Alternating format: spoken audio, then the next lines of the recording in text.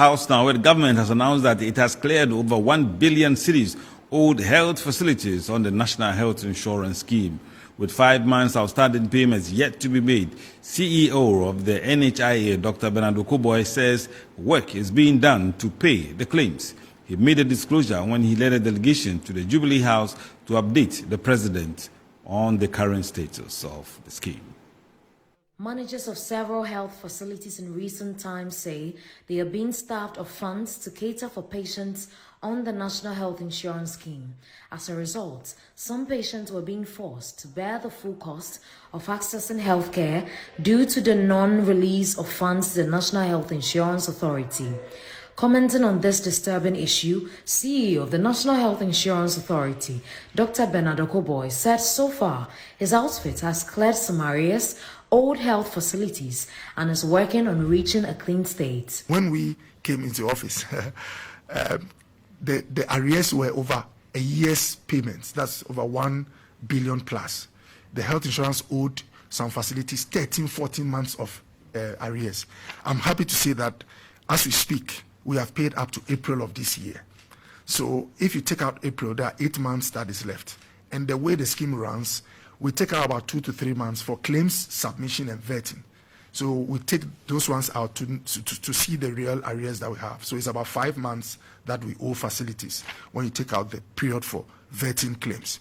He, however, proposed a review of the current processing fee of 6 cedis for SNIT contributors and 26 cedis for non-contributors. Our processing fees, that's the fees we take for putting people on the scheme, is about 6 Ghana cedis. And this was the fee we charged some 16, 17 years ago. It hasn't moved a bit. And largely it's been so because anytime you raise the issue, people say that, no, don't go there, it can ruffle things. So I believe that with time, there ought to maybe be a national conversation so that we even spend sometimes more in trying to get the people on than what they pay for the process that we put them on the scheme.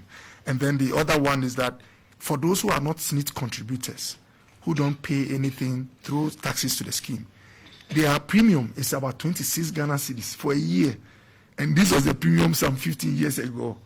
It hasn't moved a bit. While it is taking steps to digitalize its operations, the CEO warned health facilities to desist from charging illegal fees. We have set up committees across the country. We are sitting on the first national report before Christmas. The assurance from the board and management is that January next year, Mr. President, you might hear that some facilities either have been called to the authority to account for their behavior, or worst case scenario, they might be decredentialed. Decredential means that we take away your status to see people who are holding the health insurance card. And I know facilities would pray they don't get there because 80% of all IGF, that's internally generated fund for hospitals in Ghana, come from National Health Insurance Scheme.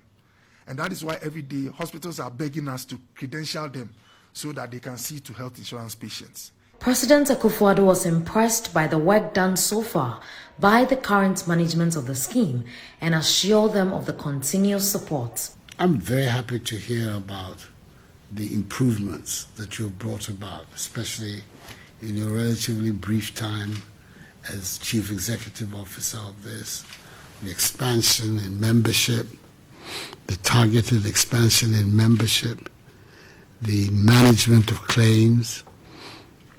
Clearly, the more claims are brought under electronic management, the greater the guarantee is to Ghanaian taxpayers that the claims are being efficiently addressed. Meanwhile, the National Health Insurance Authority is targeting to enroll about 18.3 million Ghanaians onto the scheme by the end of the year.